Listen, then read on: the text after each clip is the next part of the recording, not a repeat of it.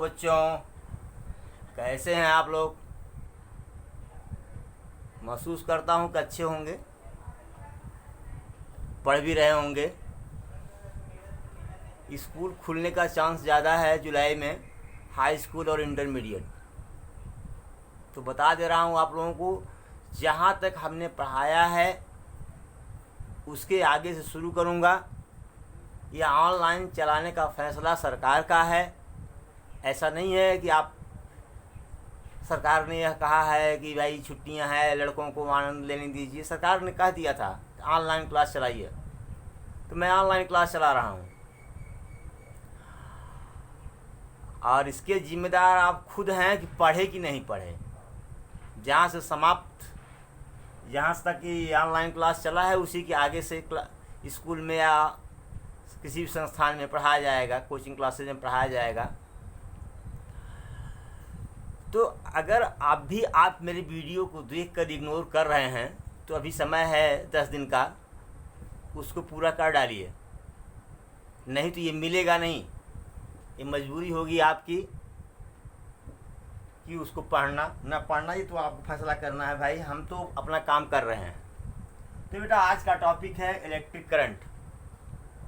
When an external electric field is applied on a conductor, there works an electric force. There works an electric force on free electrons in opposite direction of external electric field. So they move in opposite direction of external electric field with drift velocity. This flow of free electron, bracket में लिखा है charge particle. Charge particle क्यों लिखा है भाई? अभी free होता सब करने कराने वाला काम, सारा काम करता है free electron. In case of current फिर इलेक्ट्रॉन ही फ्लो करता है। लेकिन एक डिस्प्यूट से बचने के लिए कि प्रोटॉन के फ्लो होने पर भी, प्रोटॉन के फ्लो करने पर, प्रोटॉन के बहने पर भी धारा उत्पन्न होगी ना, इस विवाद से बचने के लिए यहाँ चार्ज पार्टिकल लिखा गया। बहता तो फ्री इलेक्ट्रॉन ही है, क्योंकि प्रोटॉन तो न्यूक्लियस में होता है, वो फ्लो नहीं करता, उसको फ्लो नहीं कराया जा सकता। ठीक है, जो भी इलेक्ट्रिक करंट हम पा रहे हैं उसमें कौन क्या फ्लो कर रहा है? Free electron. ये जानते रहिए। केवल झगड़ा निपटाने के लिए, डिस्प्यूट से निपटने के लिए हमने चार्ज पार्टिकल ब्रैकेट में लिख दिया है। तो free electrons is called electric current.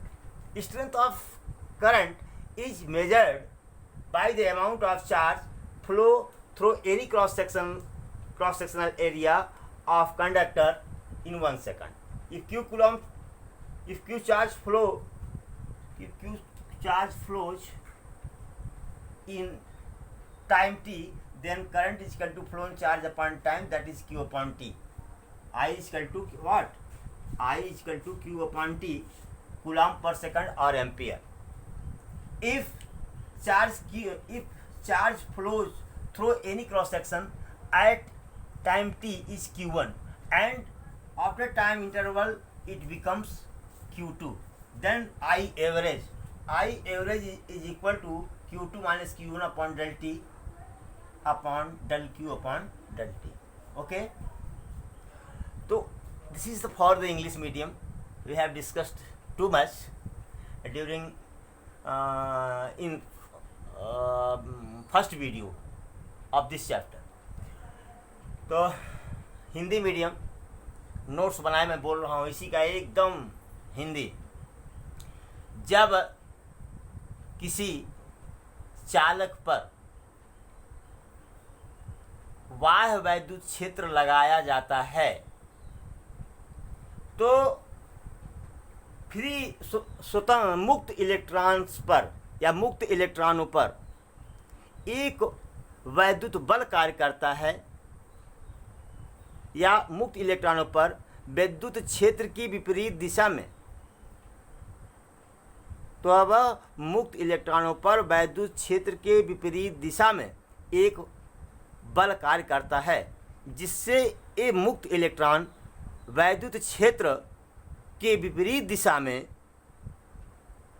अनुगमन वेग से चलना प्रारंभ करते हैं।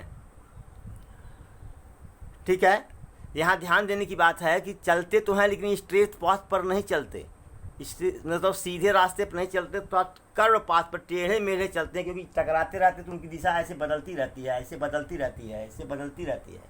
अभी दिखा देंगे आपको। तो आवेश के इस प्रवाह को हम क्या कहते हैं? धारा। धारा की प्रबलता इस बात से मापी जाती है कि किसी चालक के किसी अनुप्रस्थ परिच्छेद से, किसी चालक के किसी अनुप्रस्थ परिच्छेद से 1 सेकंड में कितना आवेश प्रवाहित होता है। अगर चालक के किसी अनुप्रस्थ परिच्छेद से क्यू कूलाम आवेश t सेकंड में प्रवाहित हो, तो धारा बराबर प्रवाहित आवेश बटे समय बराबर I बराबर Q अपॉन टी, कूलाम प्रति सेकंड या एम्पियर इसका मात्रक होता है। यदि किसी अनुप्रस्थ परिच्छेद से t समय में Q1 आवेश प्रवाहित हो और डेल t समयांतराल बाद यह आवेश की मात्रा बढ़कर क्या हो जाए Q2, तो औसत धारा ए एवरेज, मतलब हम इसको लिख सकते हैं I औसत बराबर Q2 minus Q1 upon del T बराबर del Q upon del T. ठीक है, मेरे ख्याल से लिख लेंगे। फिर आइए यहाँ पर समझाते हैं आपको फिर से। When an electric field is applied on conductor, जब किसी चालक पर बाह्य वैद्युत क्षेत्र लगाया जाता है, there works an electric force on free electrons in opposite direction of external electric field, तब मुक्त इलेक्ट्रॉनों पर एक वैद्युत बल बाह्य विद्युत क्षेत्र के विपरीत दिशा में कार्य करता है। So they move in opposite direction of external electric field with drift velocity, तब वे वैद्युत क्षेत्र के विपरीत दिशा में अनुगमन वेग से गति करते हैं। यहाँ पर आप एक भी लिख सकते हैं ऑन कर्व्ड पाथ, जोड़ दो और शानदार हो जाएगा, ऑन कर्व्ड पाथ, तब वे यहाँ से सो दे मूव, तब इसलिए वो चलते हैं इन opposite direction of external electric field, बाह्य वैद्युत क्षेत्र के विपरीत दिशा में, विथ ड्रिफ्ट वेलोसिटी, अनुगमन वेग से, हाँ, ऑन कर्व पाथ, टेढ़े मेढ़े रास्तों पर ना। फिर देखिए, तब वे वैद्युत क्षेत्र के विपरीत दिशा में टेढ़े मेढ़े रास्तों पर अनुगमन वेग से चलते हैं। This flow of free electron या charge particle is called electric current. आवेश के इस प्रवाह को धारा कहते हैं। आवेश के इस प्रवाह को धारा कहते हैं, या मुक्त इलेक्ट्रॉन के इस प्रवाह को धारा कहते हैं। अगर मुक्त इलेक्ट्रॉन कहते हैं तो कोष्ठक में आवेश लिखना होगा, अगर आवेश कहते हैं तो कोष्ठक में मुक्त इलेक्ट्रॉन लिखना होगा। ठीक है। Strength of current is measured by amount of charge flow through any cross sectional area of conductor in 1 second। धारा की प्रबलता किसी चालक के अनुप्रस्थ परिच्छेद से 1 सेकंड में प्रवाहित आवेश की मात्रा से मापी जाती है। If Q charge flows in time t, अब यदि Q आवेश t समय में प्रवाहित हो, देन तब करंट धारा बराबर phloem charge upon time t, प्रवाहित आवेश बटे समय, प्रवाहित आवेश बटे समय। ठीक है। I equal to Q upon t, coulomb प्रति सेकंड और एम्पियर, इसका न्यू यूनिट होता है। Ampere is name of scientist. ठीक है। पहले कूलाम प्रति सेकंड ही कहा जाता था, बाद में एम्पियर साहब ने ये बात बताई थी, इसलिए उनके सम्मान में धारा का मात्रक क्या हो गया? एम्पियर। ठीक है। एक्चुअली हम लोग जो जिस धारा की बात करते हैं, हाई स्कूल में जिस धारा को हम लोग पढ़ रहे थे, वो है क्या? वास्तव में औसत धारा है। क्या है? औसत धारा है। ठीक है। फिर हमने यहाँ से क्लियर किया है कि if charge flow through any cross section at any time T, हाँ, यदि किसी चालक के किसी अनुप्रस्थ परिच्छेद से टी समय में Q1 आवेश प्रवाहित हो and after time interval del t समय अंतराल बाद इट बिकम्स Q2, यह Q2 हो जाता है। मतलब आवेश की मात्रा बढ़कर कितना हो जाती है? Q2। देन आई एवरेज, आई औसत बराबर Q2 minus Q1 upon del T. ठीक है, बराबर Q2 माइनस Q1 को हमने डेल Q लिखा अपॉन डेल टी, वही एम्पियर। अब बात आपको समझ में आ गई होगी। इसको हिंदी में आप लिख भी सकते हैं, और ये कंप्लेंट हमको नहीं देंगे कि साहब आप तो सिर्फ इंग्लिश पढ़ाए, हिंदी में तो नहीं बताए। इंग्लिश लिखा हूँ, एक एक का अनुवाद भी कर रहा हूँ। अब जरा देखो बेटा, अगर डेल टी बहुत छोटा हो, डेल टी टेंड्स टू 0, अगर डेल टी का मान क्या हो? बहुत छोटा हो, समय का मान, सही समय अंतराल का मान बहुत कम हो, इतना कम हो कि 0 के समीप हो, मतलब माइक्रो सेकंड में हो। क्या? माइक्रो सेकंड, मतलब 10⁻⁶ सेकंड। ये क्या है? ये टाइम कितना है? इसको हम केवल लिख सकते हैं, महसूस नहीं कर सकते। ठीक है। तब जो डेल क्यू होगा वह क्या हो जाएगा? ये भी 0 के लगभग होगा। मैंने इक्वल टू का नहीं साइन नहीं लगाया है, तीर लगा दिया है, टेंड्स टू 0, ये 0 को अप्रोच करेगा। तो इस समय जो धारा होगी उसको कहते हैं तात्क्षणिक धारा ना, आई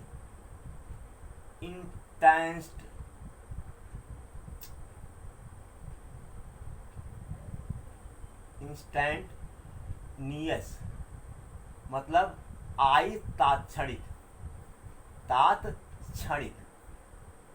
बराबर क्या हो जाएगा? जो डेल क्यू है इसको लिखेंगे डी क्यू, और जो डेल टी है इसको लिखेंगे क्या? D T. आई इंस्टैंटनियस यानी तात्क्षणिक धारा बराबर क्या हो गया? D Q upon D T. Okay बेटा, तो अब हम इस पर जो है कुछ क्वेश्चन करना चाह रहे हैं। क्वेश्चन कर लिया जाए, आप नोट करें प्लीज। अब देखें जरा, हम पहले सवाल लगाने से पहले एक चीज को हम जरा ऑब्जर्व करें कि करंट जो है कैसी, जो करंट आई है ये क्या है? ये वेक्टर है, यदि धारा करंट आई इस धारा है। तो क्वेश्चन है भाई, लिखना नहीं, आप लोगों को समझना है, लिखिएगा मत। करंट आई इस धारा है क्या? Vector quantity. दूसरा स्केलर क्वांटिटी ना।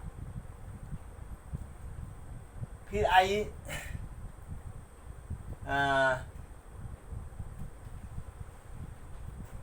ऑल ऑफ एबव, मान लो 3 ही ऑप्शन दिया है, 1 2 3। तो ऑल ऑफ एबव तो होगा नहीं, या तो वेक्टर होगा या तो स्केलर होगा। ठीक, तो और एक ऑप्शन और होता है थर्ड, कि tensor quantity. Fourth, none of these, none of above, none of these का दो, इसमें से कोई नहीं।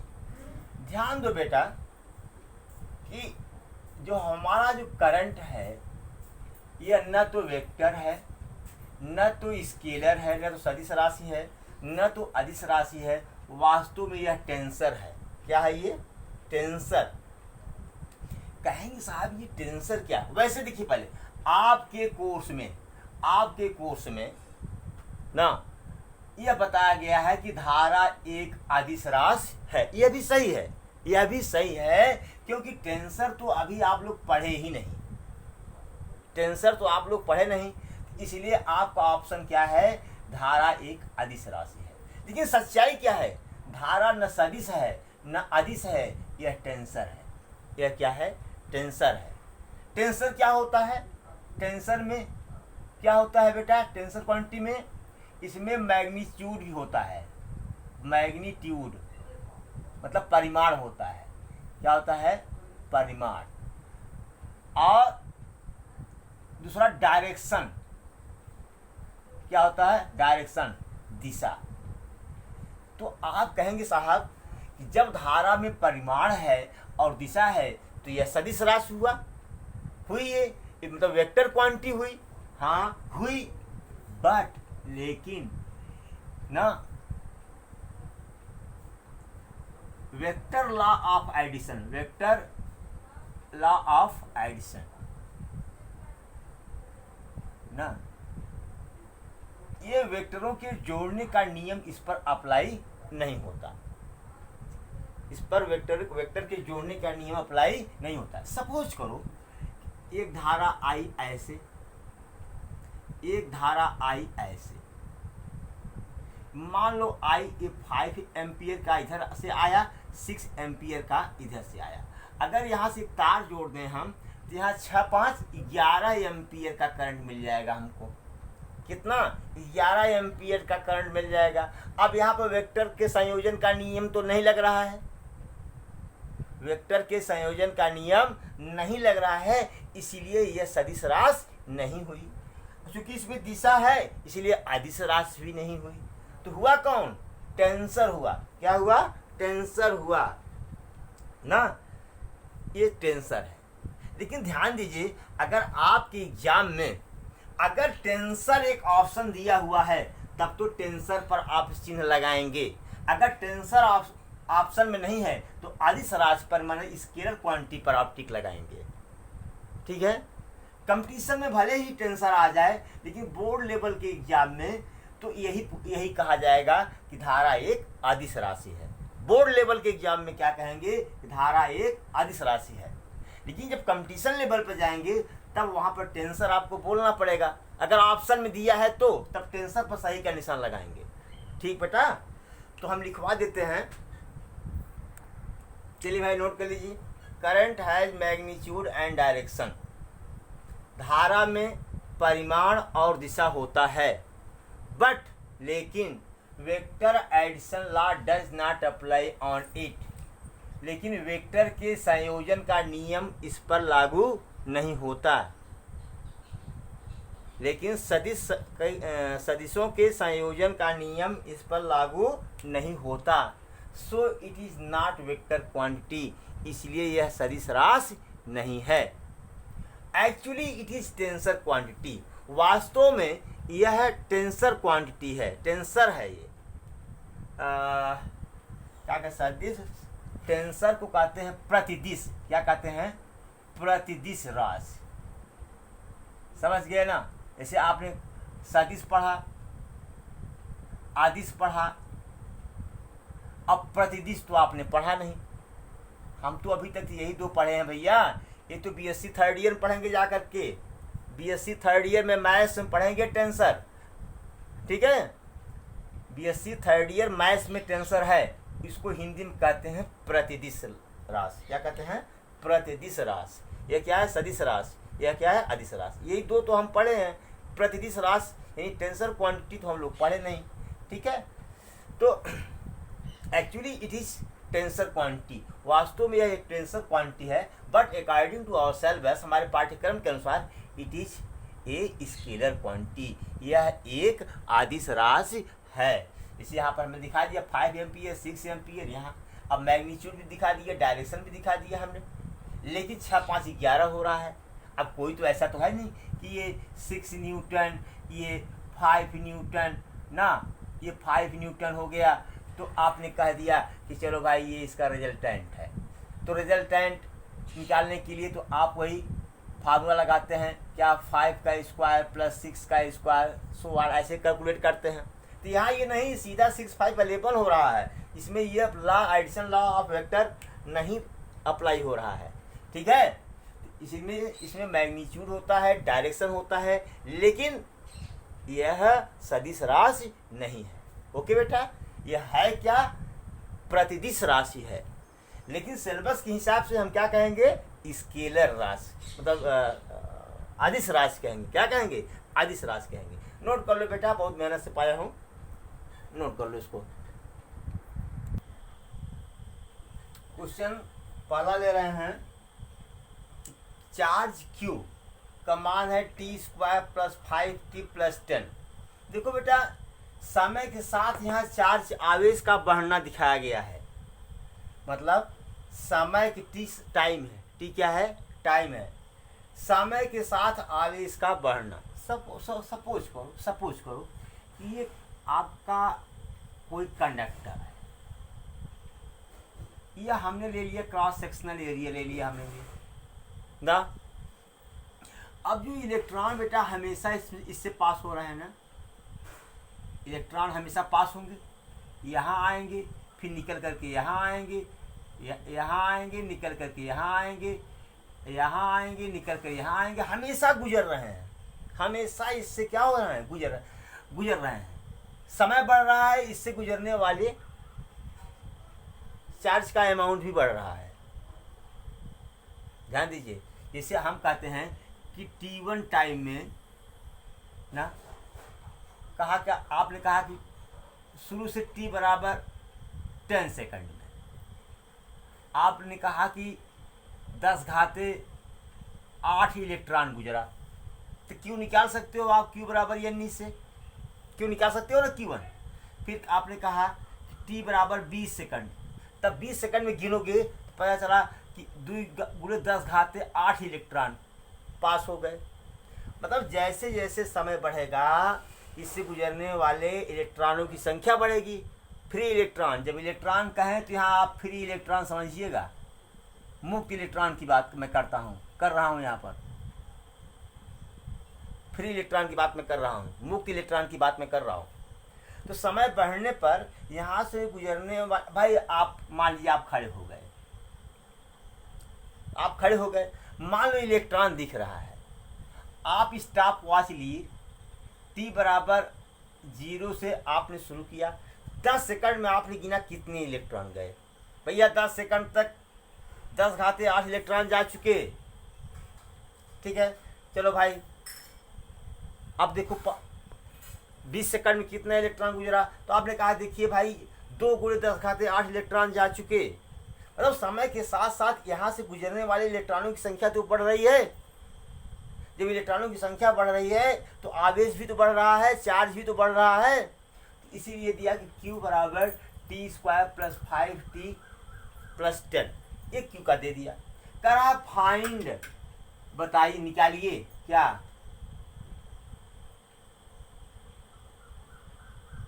I instantaneous at t = 5 second, t = 5 second पर तात्क्षणिक वेग,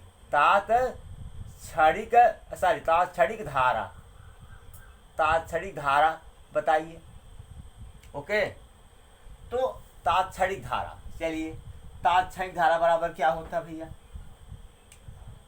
I इंस्टेंटेनियस, ये वाला solution, instantaneous = dt of Q। अभी आप लोगों ने निकाला तो dt ऑफ Q क्या है, t² + 5t + 10। ओके, अच्छा आपको बता दूं, जैसे अभी अगला चैप्टर नहीं, आप लोग तो पढ़ चुके हैं, dt ऑफ x² या x⁻n। तो क्या होता है कि ये dx ऑफ x के सापेक्ष x⁻n का अवकलन, डिफरेंशियल, तो n आ जाता है बगल में, फिर x, फिर इसमें से एक घात घट जाती है, जैसे dx ऑफ x⁻6, तो 6 आ जाएगा बगल में, फिर x 6 में से एक घट गया, बराबर 6x⁵5। ठीक है, नोट करके, अगर नहीं आ रहा है तो फिर से नोट कर लें, इसको नोट करें। जैसे हमने कहा कि अब यहाँ पर चल रहे हैं dt of t², plus 5 constant है, 5 को इधर ले लो, D D T of T plus D D T of 10 हो गया। तो ये यहाँ टी 2 क्या हो जाएगा, बाहर चला आएगा, टी पावर 2 माइनस 1 प्लस 5, यहाँ पावर 1 है, 1 बगल चला आएगा, टी पावर 1 माइनस 1 प्लस यहाँ क्या है बेटा, यहाँ क्या है, कांस्टेंट है ये 0 हो जाएगा, कांस्टेंट का 0 हो जाता है। तो क्या हो गया ये 2t प्लस, अब बताओ t पावर 1 माइनस 1 बराबर t पावर 0 बराबर 1। ध्यान दो 1 power 0 is not equal to 1, something power 0 equal to 1 होता है, लेकिन 1 पावर 0 कभी 1 के बराबर नहीं हो सकता। इसको याद रखना, हमेशा याद रखना, क्या 1 power 0 is not equal to 1, और कुछ भी लिख दो, something power 0 is equal to 1, but 1 power 0 is not equal to 1, याद रखना इस चीज को। तो t पावर 0 का मान कितना हो गया 1, अब 5 बन जा 5, तो क्या हो गया 5 हो गया। तो I instantaneous at t equal to what 5 second, 5 second बराबर क्या होगा 2 इंटू 5 प्लस 5 बराबर व्हाट 15 एम्पियर, मतलब 5 सेकंड, 5 में मतलब 5 सेकंड पर, ठीक 5वें सेकंड पर कह लो, 5 सेकंड पर धारा कितनी थी 15 एम्पियर, ठीक है। तात्क्षणिक t बराबर 0, t बराबर 0 मतलब जैसे ही 5वां सेकंड पूरा हुआ, मतलब कि कहने का मतलब जान दो, ये 4 सेकंड तक हुआ, 4 सेकंड तक हुआ, और 4 सेकंड के बाद 5 सेकंड आएगा, 4 सेकंड के बाद 5 सेकंड हुआ, तो 4 और 5, 4 से 5, जैसे ही 4 से 5 हुआ कितनी धारा बही, समझ में आया। तो ये हो गया आपका। फिर आपका आता है I average, find the average current from t बराबर 0 टू t बराबर 2 सेकंड। इसको नोट कर लें तब बताता हूँ, वीडियो को पॉज करें, रोकें और नोट कर लें सब। चलिए, आई एवरेज औसत करंट बराबर क्या होता है del Q upon del T, बताया था हम। यहाँ t बराबर 0 से t बराबर 2 है, t बराबर 0 से t बराबर 2 है, यही जो इंस्टेंटेनियस वेलोसिटी होगी ये dq अपॉन dt होगा, dq अपॉन dt, यानी अपान नहीं होता, सारी अपान नहीं बोलते, d dt आप क्यों बोलते हैं इसको, मैथ्स में आप लोग डिटेल में पढ़ेंगे इसको।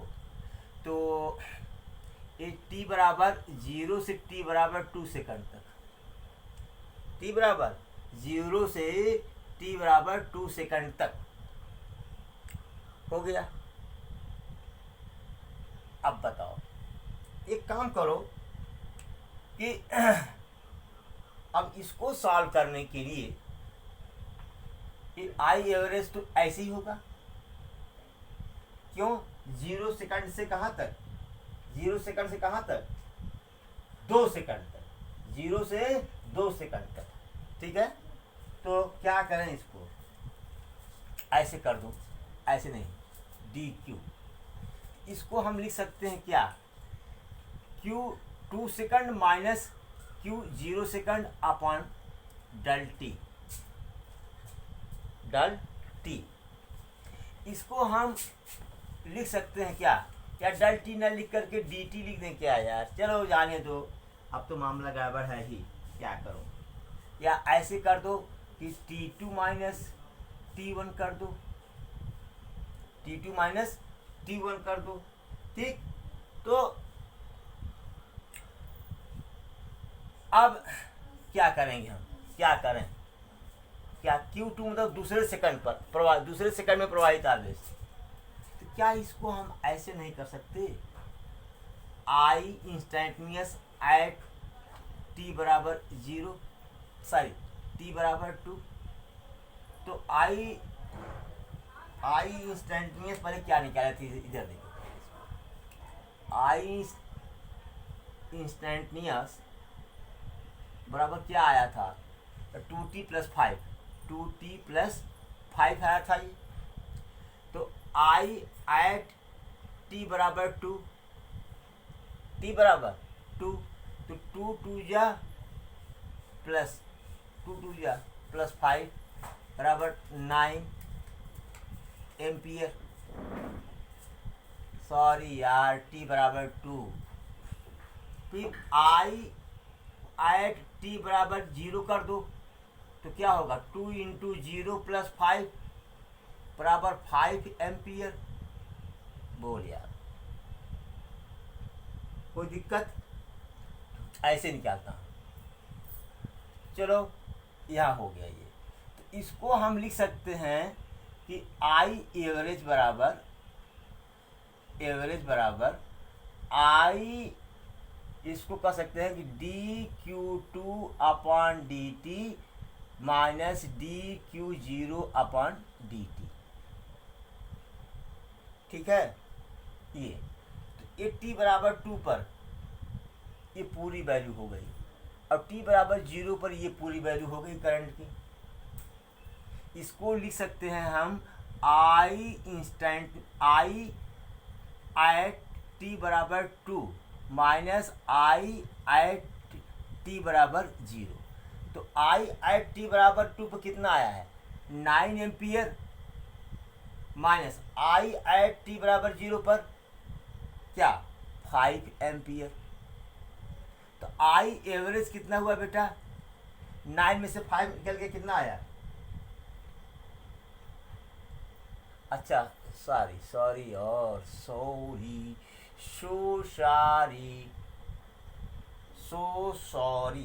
T2 माइनस T1 है, ये T2 माइनस T1 है, T2 माइनस T1 है।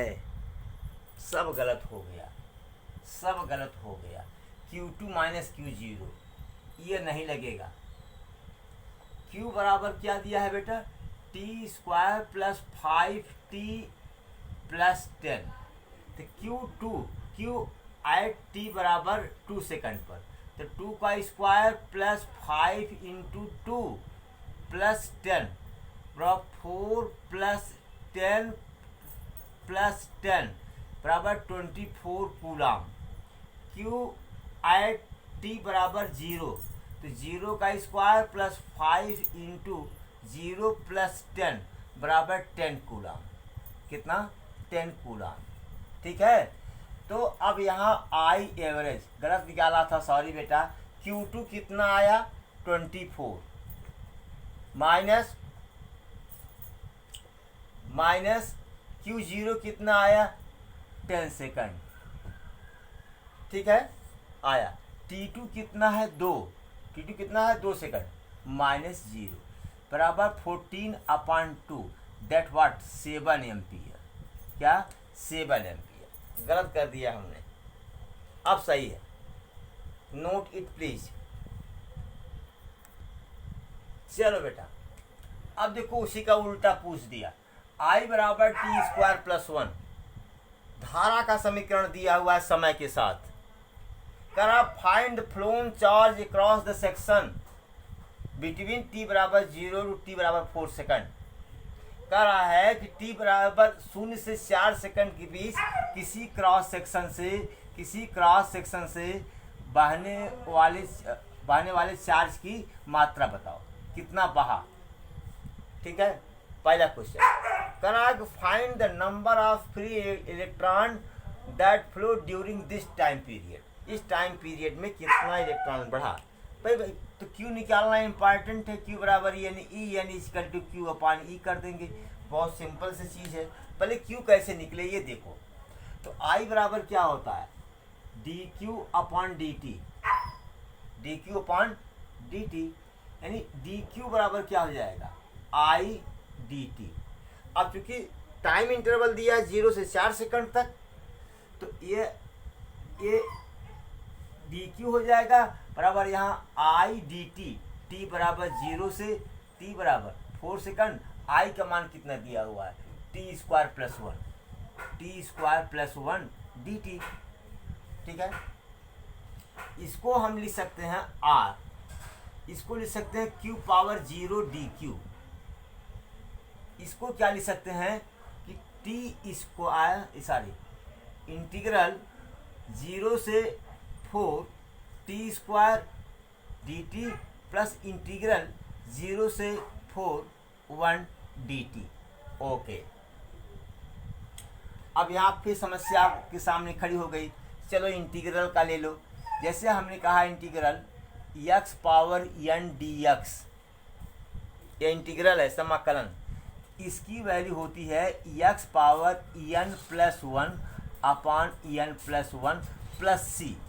ज़्यादा मत, c कांस्टेंट है, ठीक है, यहाँ मत जानिए इसको, इतना होता है। मैथ वाले अपना जानेंगे सब दुनिया भर का, आगे पढ़ेंगे, क्योंकि अब डिटर्मिनेंट तक पढ़ा चुका हूँ, मैट्रिक्स एंड डिटर्मिनेंट। अब यही शुरू करना है। अब अगर स्कूल खुलता है तो क्लास में शुरू करेंगे, नहीं तो फिर देखता। अब जुलाई में ही पढ़ाया जाएगा। तो ये हो गया। जैसे हमने कहा इंटीग्रल x पावर 2 dx, तो क्या हुआ, x पावर 2 प्लस 1 अपान 2 प्लस 1 बराबर x पावर 3 अपान 3। जैसे हमने कहा 1 dx, इसको लिख सकते हैं इंटीग्रल 1 को x पावर 0 dx लिख सकते हैं, तो बराबर x पावर 0 प्लस 1 अपान 0 प्लस 1 बराबर क्या आ गया, x आ गया। नोट करें इसको प्लीज। यहाँ आइए, यहाँ तो q पावर 0, ये 1 लिख दिया यहाँ पर, तो यहाँ क्या होगा, q पावर 0 प्लस 1 अपान 0 प्लस 1 बराबर, यहाँ क्या होगा, t पावर 2 प्लस 1 अपान 2 प्लस 1। अब ब्रैकेट लगा दो 0 से 4। अब यहाँ क्या हो गया, इसको 1 की जगह क्या लिख सकते हैं, t पावर 0 प्लस इंटीग्रल 0 से 4 t पावर 0 dt। चलो अभी एक स्टेप रह गया। चलो भैया, इसका मान कितना हुआ, q बराबर, ये देखो ये कितना हुआ, t क्यूब अपान 3 0 से 4 प्लस इसका मान कितना हो जाएगा, इसका मान बेटा t पावर 0 का, तो t पावर 0 प्लस 1 अपान 0 प्लस 1 बराबर t। तो ये कितना हो जाएगा, इसका मान कितना हो जाएगा, t 0 से 4। चलो भाई ओके, अब क्या करोगे, पहले अपर लिमिट, ऊपर वाली लिमिट पहले रखी जाती, फिर माइनस लोअर लिमिट। तो क्या करेंगे इसको, 4 पावर 3 अपान 3 माइनस 0 पावर 3 अपान 3, ठीक है, प्लस अब t की जगह क्या लिखें, t की जगह क्या लिख दें, 4 माइनस 0, एक बार t की जगह 4, फिर t की जगह पर 0 हो गया। तो 4 चौके 16 चौका 64/3 माइनस 0 प्लस 4, ये हो गया है आपका। तो इसको हल करेंगे तो कितना आएगा, 3 चौके 12, 64 और 12, 4 2 6, 76, 76 अपान 3। मेरा रॉकी जो है बहुत हल्ला कर रहा है, कोई आया है क्या, पढ़ा नहीं पा रहा हूँ, क्या हल्ला कर रहा है भाई। तो इतना नोट करिए आप, q का मान मालूम आ गया इतना, ठीक है, नोट करें। अच्छा चलिए, q बराबर n e, n बराबर q अपान e, q कितना आया 76 अपान 3, e का मान कितना है 1.6 इंटू 10⁻⁻19। इसी को भैया सॉल्व कर लो, इसी को सॉल्व करो तो ये आएगा लगभग, ये जैसे बता रहा हूँ तो 76.0 अपान 3 इंटू 1.6 भाई 1 पॉइंट डेसिमल था, यहाँ भी लगा दिया, 10 पावर 19 ऊपर चला गया। तो ये हुआ 760 अपॉन 3 इंटू 16 इंटू 10 पावर 19 हुआ। अब इस 4 से कट जाएगा, तो 4 से काटो इसको, 4 एकन्नम 4, 3 4 9 36, 190 बटे 3 गुणे 4 चौके 16, 4 गुणे 10 घाते 9। अभी 2 से कटेगा ही, 2 दूनी 2 9 18, 95 बटे यहाँ 6 गुणे 10 घाते 19। ठीक है, ये हो गया n।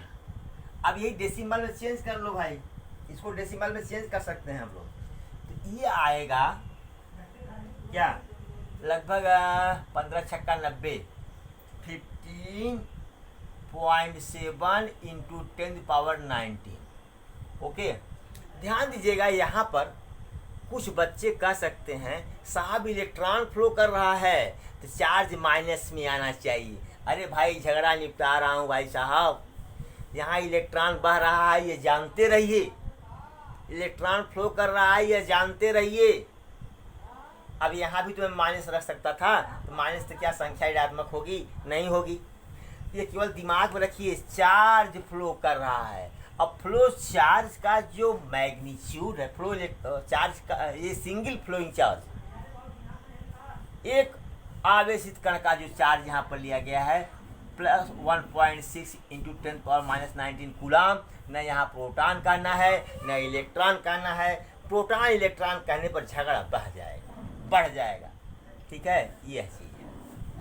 ये आपका आंसर आ गया, ये दोनों आंसर, एन भी आ गया और आपका क्यू भी आ गया। दिख रहा है कि नहीं?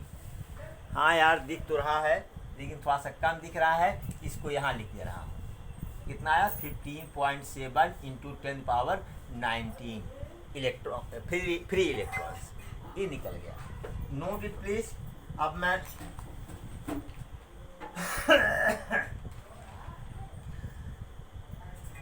अब ध्यान दीजिएगा कि आप सोचते होंगे साहब कि कहाँ हम ये I बराबर Q अपॉन T करें, कहाँ हम I बराबर del Q upon del T करें। नोट कर लिए होंगे आप, वीडियो रोकिए, नोट करिए। चलिए, अब आपके दिमाग में ये बात आती होगी सर I बराबर Q अपॉन T, आपने I एवरेज बराबर कहा कि del Q upon del T, तो कहाँ के लिए भाई कौन सा फार्मूला कब लगाएं? ये तब है when Q is constant. Q क्या है, नियत हो, इतना कूलम चार्ज फ्लो किया, तब I बराबर Q अपॉन T लगा दो। और जब ये फार्मूला तब होगा जब Q क्या हो, dq, Q क्या हो, वेरिएबल हो, मतलब बदल रहा हो, मतलब समय के साथ Q का मान बदल रहा हो ना, तब ये मतलब Q is changing with time, Q time के साथ चेंज हो रहा हो, तब ये लगाएंगे हम। अगर Q कांस्टेंट है तो हम ये लगाएंगे। ओके, अब दोनों फार्मूला है, जहाँ जैसी जरूरत पड़े वहाँ वैसा आप काम कर लीजिए। ओके, अब बेटा ऐसा है कि मैं शर्म आ रही है, 2 घंटे से मैं वीडियो बना रहा हूँ, बीच बीच में कोई आ रहा है, उठना पड़ रहा है हमको, तो आज यहीं तक हम छोड़ते हैं। फिर अगला टॉपिक होगा रिलेशन बिटवीन, अगला टॉपिक आपका ड्रिफ्ट वेलोसिटी एंड करंट, मतलब अनुगमन वेग और धारा में संबंध है। ये टारगेट तो आज ही का था, लेकिन पूरा नहीं हो पाया। चलिए कोई बात नहीं है, यह एक अलग से टॉपिक बन जाएगा, अलग से वीडियो आपको मिल जाएगा। Thank you so much.